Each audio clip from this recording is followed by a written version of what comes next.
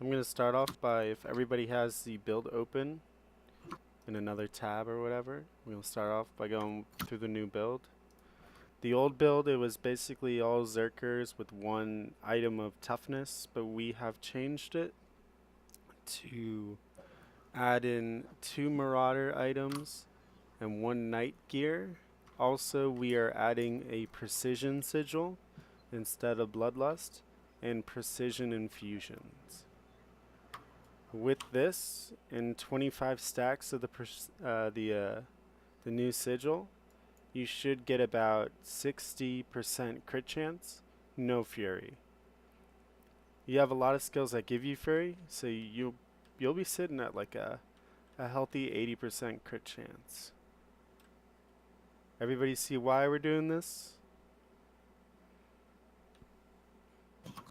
More crits, more damage.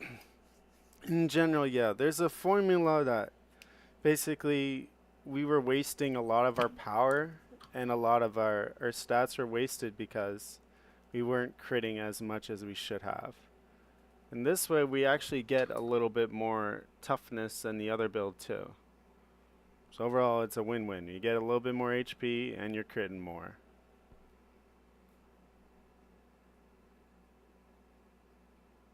That's the new build. Does everybody understand why we run the traits, or do I have to go over that? You got it. I got it. If you go through the traits, it's pretty self-explanatory why we run everything we run. The only thing that's a little bit iffy is the Spellbreaker channel. And it looks like all mine are a little bit off here. Other than that, you should be on the same page as the guild doc when it comes to the build. A lot of people are wondering, since this is Zerker gear and they were on full Marauder gear, do they have to switch over? And my whole thing when it comes to Marauder versus Zerker is, if you feel like you can live wearing Zerker, then wear Zerker. If you feel like you're going through every fight and you're still alive with a, I don't know, 10k HP or whatever it is, then you don't need the extra toughness, or not the toughness, you don't need that extra vital from Marauder. You're wasting those stats, if you feel me. Every fight that you live with a bunch of HP while running full Marauder is a fight you could have been doing more damage in. That's basically the point. Like, in a situation, in a fight, you could have gotten, say, 4 downs, but instead you lived a little bit longer and then we all died. I know that's the extreme case of it, but every single little bit counts. It all adds up. Now for your priorities as a Spellbreaker, it's basically Dome. After you Dome, you DPS. And after that, there's literally nothing else. This is, of course, ignoring rezzing your friends, grinding on downs, or whatever the commander tells you. But the 2 things you should be thinking as a Spellbreaker is doming, and after you dome, DPS. Of course, stay alive and res your friends. When you're DPSing, should you be deep or should you be staying close to tag?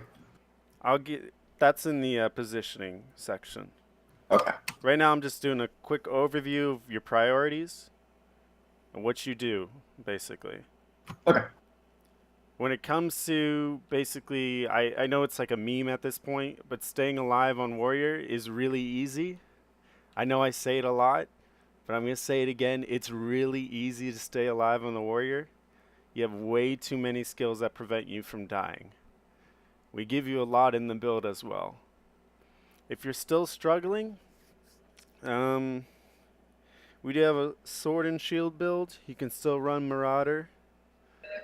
You may be able to switch out to the break enchantments for, I don't know, maybe endure pain. Whatever is hitting you hard. That's more of like a personal question you'd ask me during raid. Like, hey, I can't even get my dome down, or whatever it is. But again, I'm going to say it again. You should never die on a warrior. Unless you're drunk. during raid. I'll let that go. 15 times. Now, the best way to basically uh, prevent yourself from dying is to memorize every single skill that negates damage. What do I mean by that? Your evades on your weapons, your healing skill, your endure pain, your balance stance, which negates critical hits, so that can save you. Yeah, a lot of people don't know that, but your balance stance, the one that gives you stability, it prevents you from getting critical hit. So that's a big thing against power damage. That's why you don't really need endure pain, but you could run that as well. And your featherfoot for resistance. Those are all your damage resistance. Not to mention your dodges. You also get vigor out the ass, so you should be dodging nonstop. And you have energy sigils, so when you swap your weapons, which is a 5-second swap with the build, you get more energy as well. So you're dodging, evading, blocking. Oh, I forgot. The most OP skill in the game, full counter. Endurance that, you block every single skill and you just spin around. You might stun people, I don't know. There's so many things that prevent you from taking damage that you should never take damage. Well, you're going to take damage, I mean die. You should never die. Everybody got those down? Yep.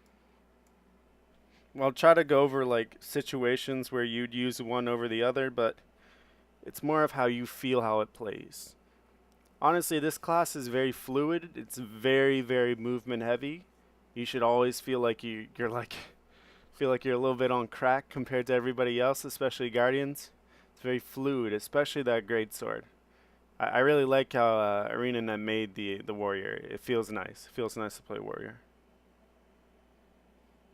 And again, I'm gonna say this I think 5 times throughout this. After you drop your dome, your only utility to the team is to do damage. That is your only utility. If you can't do that, then we should bring somebody else to the squad. Now, for positioning in general, your number 1 position is to be on the pin. Now, there's only one case where you will not be on the pin for positioning. Does everybody know what that is? Yep. Dropping the dome. Drop in the dome. Or if somebody tells you to go somewhere, because you shouldn't be hitting downs unless they're right on the pin and you feel like you can get them down quickly and get back to the pin, because you are the front line. Guardians are there too. Guardians are sometimes a little bit slow trying to heal other people. It's you and the Guardians. You got to be on that pin. You got to be on that pin. That answer it, Akazi? Yeah, it does. Okay. Now, here is the hardest part to teach and the main part of Spellbreaker, and that's your bread and butter, your dome. There's a lot of people, like I think I got asked the question twice yesterday of, do you want me to dome on my own, or do you want me to do it when I tell you to? Now, doming in general, there's 3 ways that you can theoretically do it. There's the easiest way is you just dome when and where you're told. Like you don't even have to think about it. You just sit there, you just do it when you're told. There's the easy way where you dome when you push into a group, like say Trid there is the enemy group, and I'm pushing in on the commander. We collide, maybe front to front. I dome there. That's not a dome. That's rampage. Well, yeah, you dome right there into him. When you collide into an enemy Zerg, it's usually smart. You can get their front line, and if people run through you, they gotta run through the dome. That's pretty rare nowadays. A lot of people don't run into each other. And then there's the other situations where someone is running into you. You know they're about to collide with you. So maybe it's a defensive dome. The commander hasn't called it, but you know this is where you put a dome. So you'll drop a defensive dome. That's when, say, when Rect was fighting us yesterday, they're clearly running into us. I did not call for a defensive dome, but you know they're about to collide with you. Might as well make them run through a dome. Always, always, always, always, always, always, always, always call your fucking dome. You gotta call the dome. Because if you drop the dome, no one knows you're dropping the dome. There is a very, very slight chance that we can like actually move on it. We can make it into a play.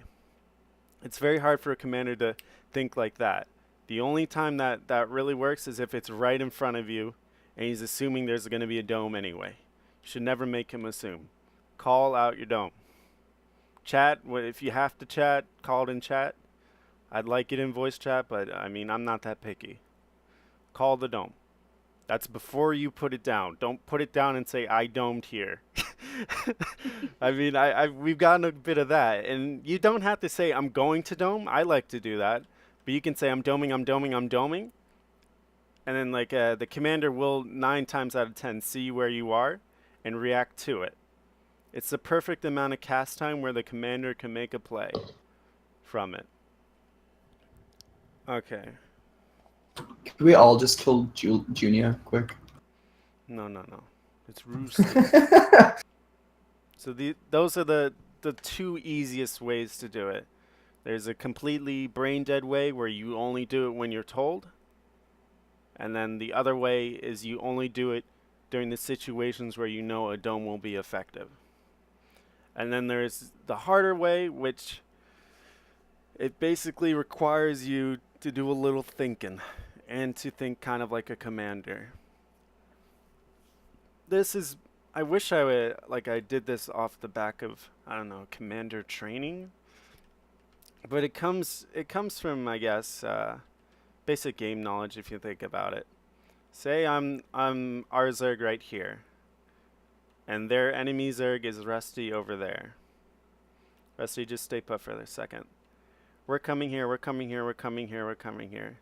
When you're thinking about doming, actually let's fall even farther back. You're thinking about doming. Rusty's got his Zerg, he's moving, I don't know, he's mirroring me to the left here. You're thinking about doming. When do you think is a good opportunity to dome here? Wait, where the heck are you guys? G-Hall, bro. Oh, you're in the arena already. One of the biggest things that I see with new spellbreakers especially, and I saw it so fucking much last night from, I mean, no offense if there are any in here, but the WV guy, if any of you were seeing this, he would, hey guys, stay here, stay. He would go in 1600 to 1800 range, and he'd get a dome off, and that dome would hit everybody, right? He wouldn't call it. He'd just say, I'm going to dome, I'm going to dome, I'm going to dome. 1800 range, and he would hit everybody. The dome would hit everybody. Is it a good dome? No, because you can't No. follow up on it. Completely fucking useless. You wasted your dome. You'll probably die if the enemy team knows anything. They can just strip your boons, knock you down, and you'll die. You'll die on a warrior. Your dome is wasted. And everybody will laugh at you. Like, is that what you want? I mean, I laugh at him. I laugh at the enemy when they do that. So exactly. You see them entry too. for my diary. They try to be like little suicide bombers, but they're not doing anything. They waste the dome that we easily see them coming in, and then they die. You can readjust if their dome goes down. You can, I don't know, move slightly to the right in power and then go in. But when we're talking about doming, you have to think like a commander. When are they going to push in? Where do they want to push in? When does my commander want to push in? Now, of course, you can't fucking ask your commander, hey, when are you going to push in during a raid? Or especially when a fight's about to start. That's going to get old real quick. So you got to think. Got to think about the situations. And this is where you'll start to think about fights differently if you really, really want to get a good dome off. I'm talking aggressive. Every fight, your dome is on point. Even if it only hits 2 people, it fucked them over completely. Because it's about the positioning and predicting where they're going to be. So you got Rusty, go left. He's going this way, and we're slowly moving up here. Kiyoshi calls poke, poke, poke, and we're poking, we're poking, we're poking. Right now we're in pirate ship. When you're in pirate ship, you basically just sit on your ass, suck your thumb, because you can't do shit during pirate ship. Except think about when you're gonna dome. Because we have no range, we just kind of sit there and look scary. Pirate ship, pirate ship, pirate ship. Kyoshi's like, alright, stab up, stab up. We're gonna push in on the left in 3. Now, quick question. If you're gonna push in, do you think you should wait for everybody to push in? Or do you think No. we should go in and dome? Go in. Hell yeah, dude. If we're going to push in, you know they're not going to run away right away. You get an aggressive dome, we have a beautiful push into your good dome. That's independent thinking. Nobody needed to call that. Usually a commander will say warriors go in first or whatever, but you should know to go in first. Go in there. Be aggressive. You know it's the right play. We're about to push into there. Strip their fucking boons. Now, we push in. They run off. Go right. We get a couple down. Right here. Calls like, pull back, pull back, pull back. Empower on me, empower on me. Now, Rusty's pushing into us on the left. What do you do there?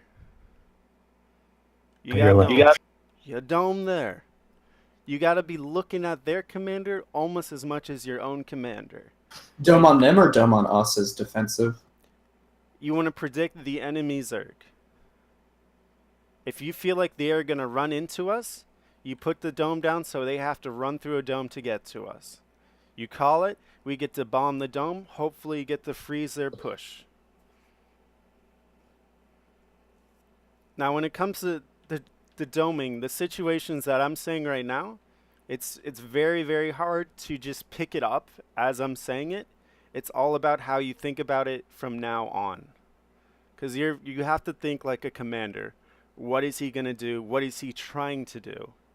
Like yesterday, I had like a 5-minute standoff with the 2 enemy Zergs. And I kept saying, I'm not going to go up there. Stop trying to bait me up there. Do you guys kind of remember that if you were there? Yeah, I remember that. Yeah, we're having like a little pussyfooting contest where nobody wanted to push in. Yet, there was a guy right at the beginning, same guy, WV. He ran in, he greatsword 5'd all the way up to the enemy Zerg.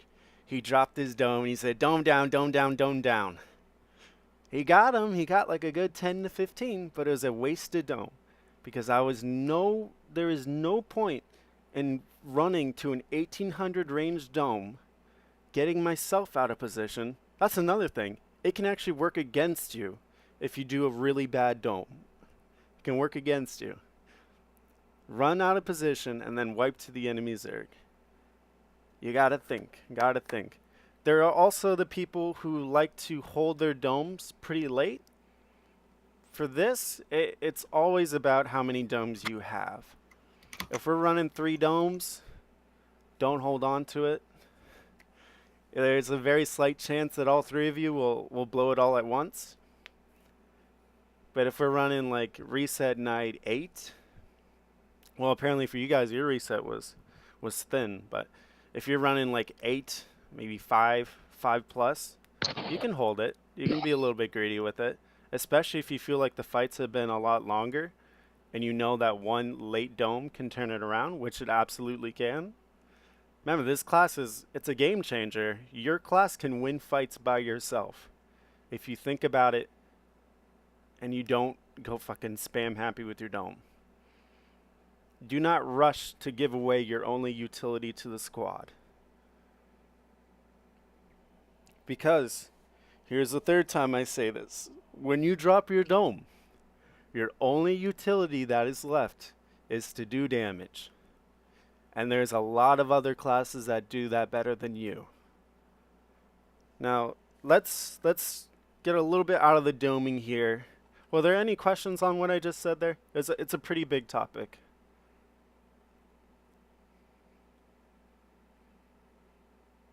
You might have questions later on. Just let me know, because that's a really big topic. So basically, now we're gonna talk about after we don't. We go in. Rusty's the enemy commander. I put a lazy dome on engage. I drop the dome. I'm a little bit ahead of the actual Zerg. When I drop my dome, I have burned through. Well, actually, no. Back up. Let's do the prep into the dome here. When you're going to dome, what do you think you should be using on your skill bar? Stab. Got your stab, your balance stance, of course. Featherfoot and Grace. Featherfoot. Featherfoot. Featherfoot. I usually use sword, great sword 3. Mm-hmm. I use greatsword 3 or 5 depending on my positioning. If I'm outside of 1.2k range, I'll usually greatsword 5. It's a really long distance greatsword 5. I do not like to use greatsword 5 if I'm too close to them, like around 1,000, anywhere like in between here. This is too short to do greatsword 5, mostly because it's very hard to like get out of it, and like they can easily CC you down and pop you there. Best thing about greatsword 3 is you get a pretty decent evade, and you can do some good damage with the build. So what you're gonna do, you pop your stab, pop your featherfoot, which gives you super speed. Go in. You're in. You're right at the enemy Zerg. You've either used your greatsword 5 or 3. You're on the enemy. Pop the dome. Dome's down. Dome's down on Rusty right now. What I like to do is I swap to hammer. Yeah, there we go. I have hammer on. I like to swap to hammer. If I have adrenaline, I'll use my burst skill and I'll stun them here. Some things that I see a lot of people do is they'll use their hammer 4. The only thing that's bad about this skill is that it could knock people out of your dome. So be careful about it. Because it actually has a pretty decent launch range there. Wait, Dashi, stay still. I think I'm gonna pop your stab trait. Yep, okay, fucking rip. But either way, I like to use the hammer adrenaline skill. Yeah, hammer 3. Hammer 5, if you're greedy and you don't think you're gonna die, go for it. But after you drop that, you're dropping quick damage. Then you want to think about getting the fuck out of there. You want to get out of there and get back to the pin. Because yeah, you got to think about the windows you have to do damage. You've already popped your featherfoot, you popped your stab, and you've probably popped your full counter by now. Maybe you've gone through a couple of evades to get the dome down. So right now you're a little bit on the weak side here. You're probably looking after you drop your first dome and damage to get back to the pin. Way you get back to the pin is pretty much you walk there, you dodge there. If there's a dome in the way, what do you think you should do? Dodge or run around. Yes, you should know yourself that domes they can win fights. So if you're gonna walk through one, you're gonna get CC'd and you're gonna die right there. And everybody's gonna laugh at you. They're gonna say bedtime. Why do you keep dying?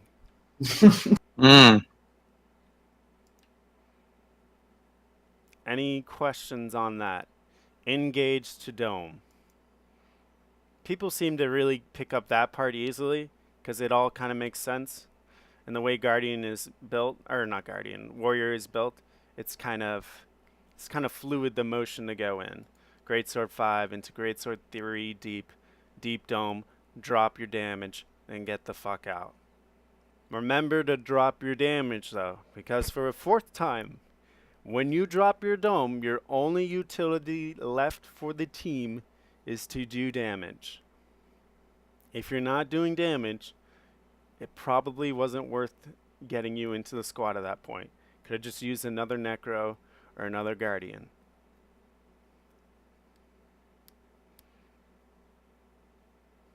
Alright. Seems like everybody got that. Yeah. Alright, let's try to do a little bit more situations for doming. This is so hard to train how to think about this. Here, I'll try to ask questions and give scenarios. Venice, are you here? Yep. Okay, say they're coming from the white portal over there, you see it? Yep. They're empowered right there. We're empowering right over here. Do you think you should go in for a dome there? They're This is farther than 12. here, Trid. Go right here.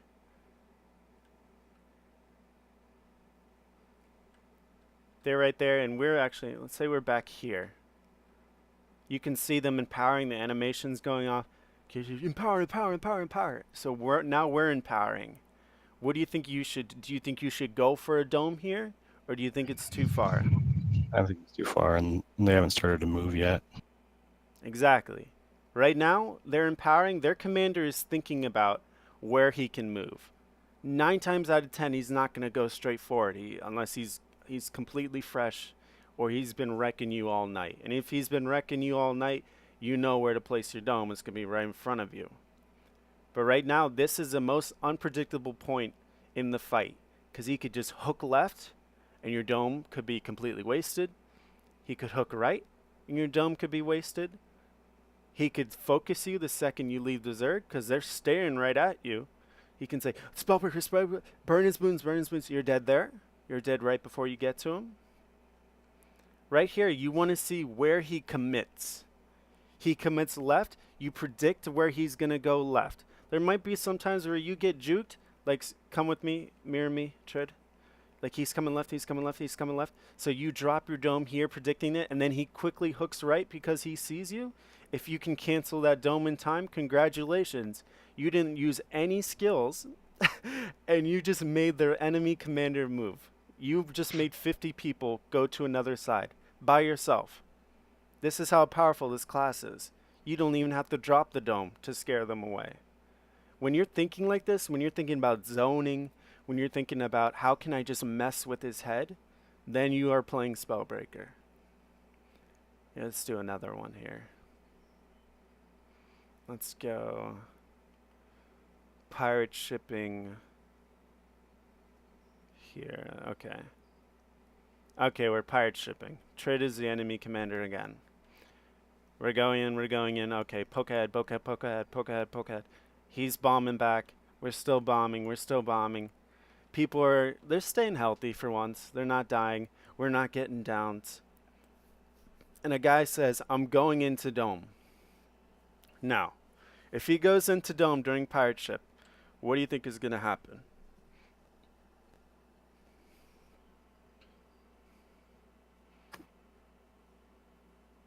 He's going to die. He's going to die very quickly.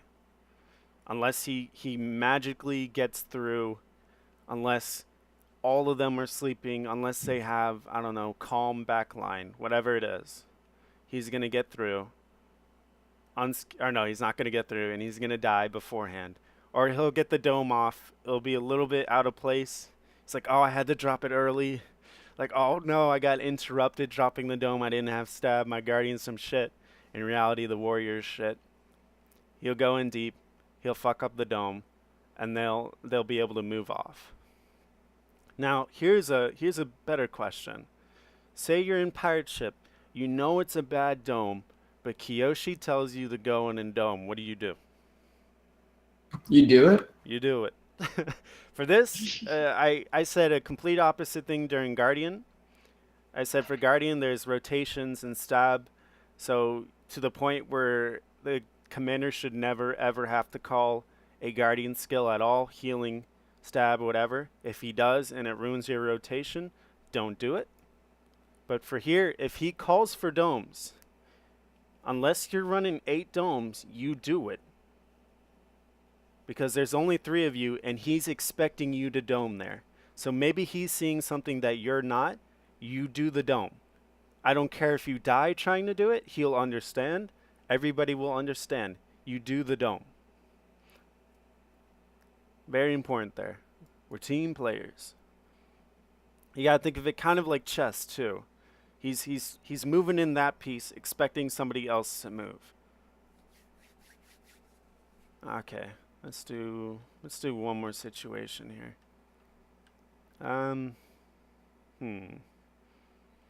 Let's see. You have an enemy Zerg who is on the far portal there in orange. They're empowering. They see us. We come out of Vale, and they fucking dip. They are running for the fucking hills. He's screaming at them, keep them in combat, run at them. Do you dome here? I usually don't. I just go skill. No, you don't dome here. Because there might be another enemy Zerg who actually is going to fight you and cause you harm. You should save it for that. Never dome downs. I fucking see that now. I don't know why that happens. Like, you're not even gonna get tags on them. Just don't dome downs. Don't waste your dome. Again. Dome the Lord. Yeah, you can dome the Lord. Gotta strip those boons. Okay. Awesome. Unless the commander says it and then you waste it there, I don't care about that. Good job. You did what you're told. But if you waste a fucking dome when people are running away and another enemy Zerg, I don't know, pops out of Vale and you have nothing, what's your only utility after you drop a dome? To do damage. Damn. Except that Necros, Revenants, Weavers. Yeah, basically the 3 backline already do that so much better than you. And you have to run in and hit them. Like, maybe I should just switch you out with a Necro. That's probably what I would do at that point. If you're just going to throw away your biggest utility ever. A game-changing skill on people who are running away from you. Don't do that. Be smart. Be smart. It's a very important skill. Okay. I think you guys got it now. Any big questions?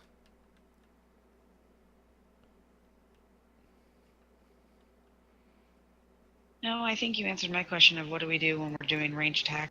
Necros are doing all the things, and I'm like, hey, I got a great sword, and I'll throw it at you. Yeah. And you're not on I range. just sit there and practice my staying on Keo with my sword up his butt. You can stare them down. And maybe you don't know, massage your thigh or something, because there's nothing else you can do. Don't die. I don't know if I made that clear. Don't die. So the other night when you were dying all the time, you're just teaching us what not to do. Exactly. Mm. Exactly. Good. I like that. I learned a lot It was from that. preparation for today. It was a long, long con.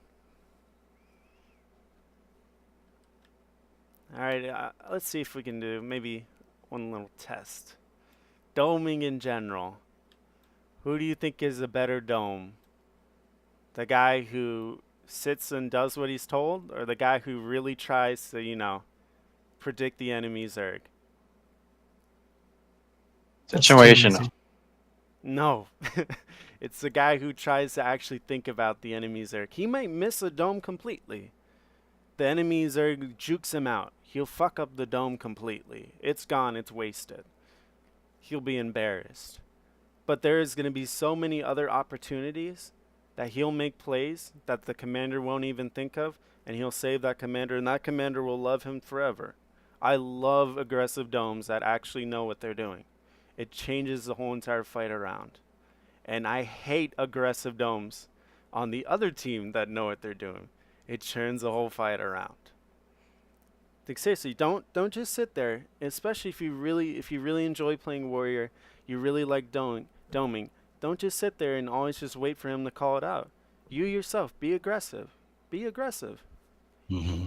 Like if you watch Now play when he's not running with SF, he likes to go and try and predict everything. Yep, that's a commander domer. Commander domers are the best domes in general, because you know what the other guy hates. I want you all to be thinking like commanders now. No more turn my brain off. I'm going to be a mindless Zergling. I want you to be thinking. Unless you're really tired, just don't die then. Just do what you're told and don't die. Or reset then. You're fucking wasted and all you can do is just follow the pin and like you insert a bomb. I've been there. I completely feel you, dude. Just don't die. Just don't die.